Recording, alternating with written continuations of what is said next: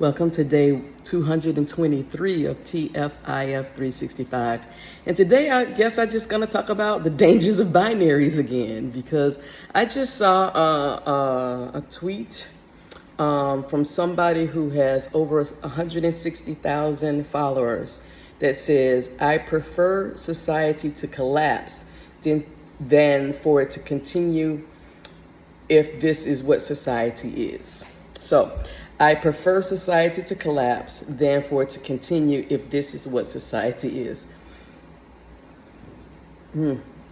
I get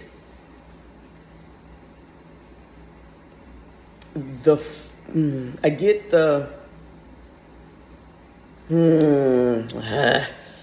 okay, let me start here. Supremacy, coercion, discrimination, and exploitation free, right? That is the goal that I have, that I'm trying to model. And yet when I see a statement like that, I find it deeply problematic in many ways.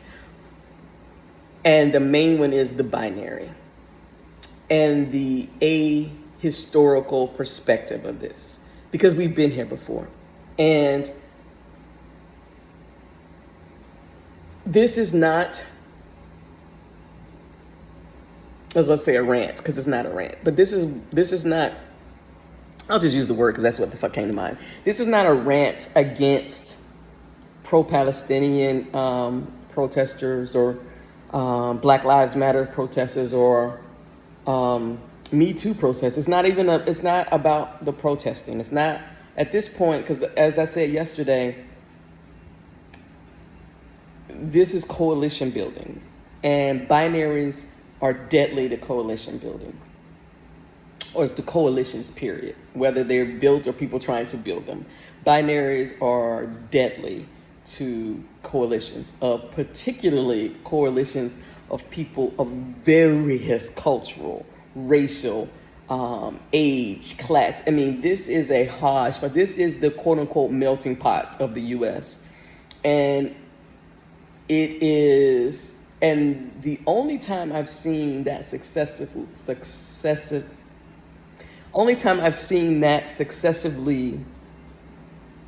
be maintained is on one issue, and they call them wedge issues, right?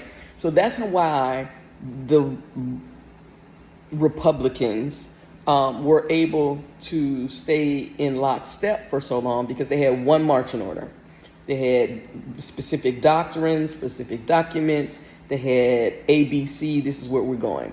The reason they're splintering now is, so let's say if it was Dobbs, right? If it was overturning Roe v. Wade, that decision or that intention or all the work they've been doing for years has happened. So I go back to, as a historian, Prohibition. They spent over 100 years trying to get prohibition in the U.S., and in 13 years, it was proven to be the worst thing, one of the worst things that happened until that time. It caused more criminality. It caused people to die unnecessarily because they were drinking tainted, poisoned liquor. It caused people not to trust the government or police or any enforcement agency because it was all corrupt. It caused more than it was supposedly going to solve, right? And then when you look at the underlying reason of, one of the underlying reasons of prohibition was not about drinking. It was about the white people who were already here not approving of the people who are now considered white coming here with different habits and moving into urban areas where one of the reasons they knew they had to push prohibition at that time was the census was coming out, and they knew that the rural areas were going to be outweighed by the urban areas, right? So there's a lot. See, this is what so there is a lot of nuance just in that topic.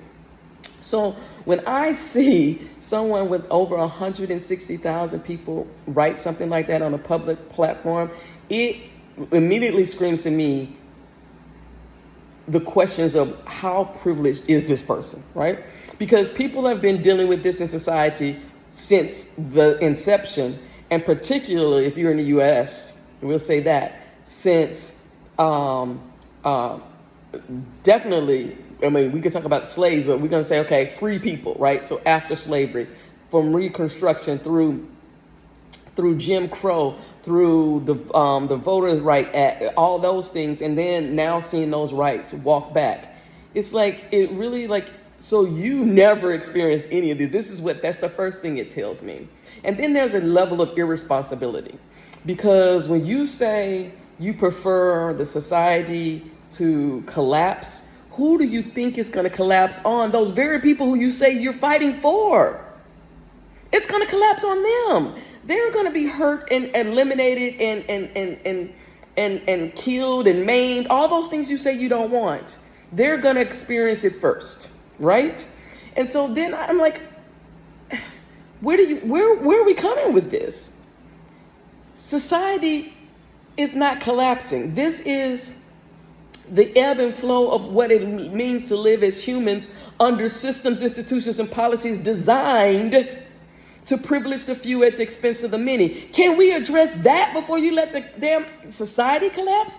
Can you, people who are the most privileged, acknowledge that and work to change the systems, institutions, and policies that allow you to benefit at the expense of others, even if you're not in the room? Can we work on that first? Can we do that work? Can we address racism? Can we address classism? Can we address my brain's not working right now. Islamophobia? Can we address homophobia?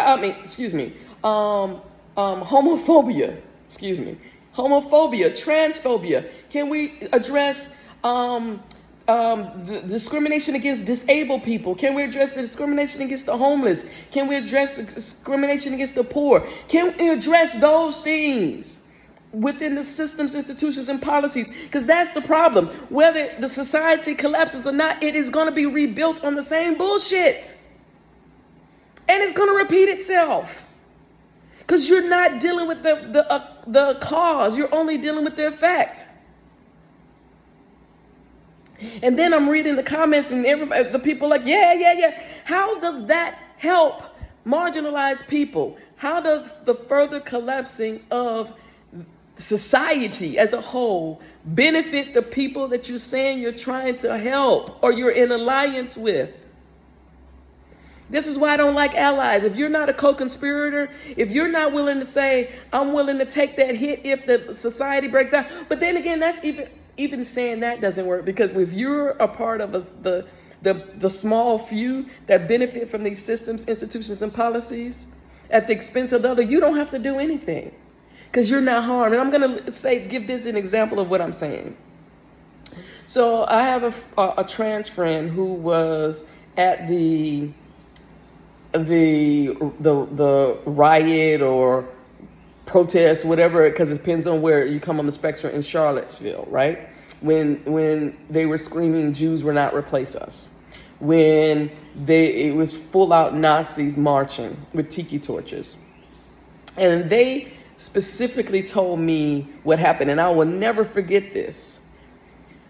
When white people would engage with the white supremacists, start yelling at them, throwing rocks, they would not attack the white person. They would attack the brown or black person next to them, because they know that our government, our systems, institutions, and policies allows them to do that and have no consequences or very little consequences. And they knew if they attacked another white person, what that would do.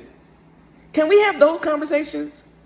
Because all this binary shit is only going to cause the most vulnerable to be more attacked. I mean, puts a laser on them. There will be nowhere for them to hide. There will be no way for us to protect those people we say that we're out here for. We cannot talk about supremacy-free, coercion-free, discrimination-free, and exploitation-free. We cannot talk about equal value, equal access, equal leverage, equal agency, and be willing to not take the minimum steps forward. That's how these communities survive. When you're from the folks who benefit, all you know is you snap your fingers and shit happens. You don't understand how it happens. You don't get that the systems, institutions, and policies behind it facilitate your snapping of the finger and the thing to happen.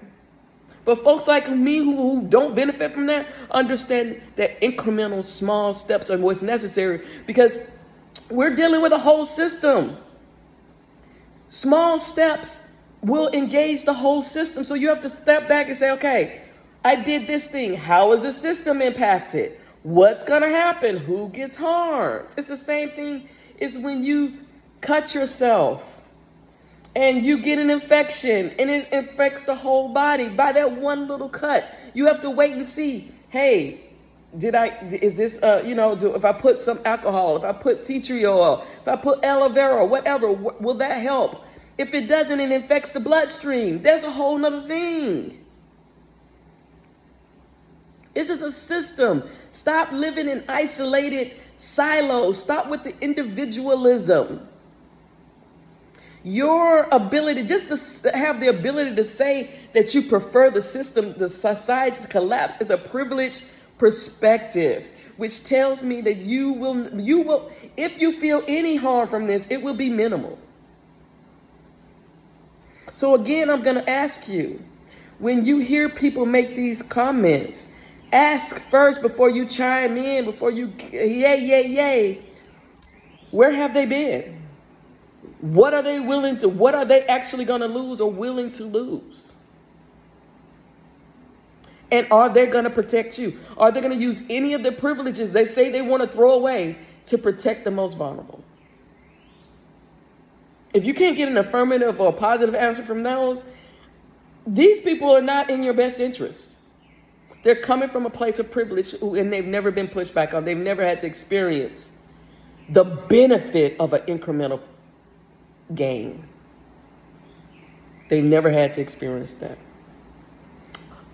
Would I want leapfrog gains? Yes, but I understand nuance and I understand systems. Some of these people who say they want these leapfrog benefits, they wouldn't even be able to handle it if it came to them. Think about people who win the lottery, and they've never, and in a very short amount of time, the money is all gone because they don't have the capacity at that moment to manage what comes at them.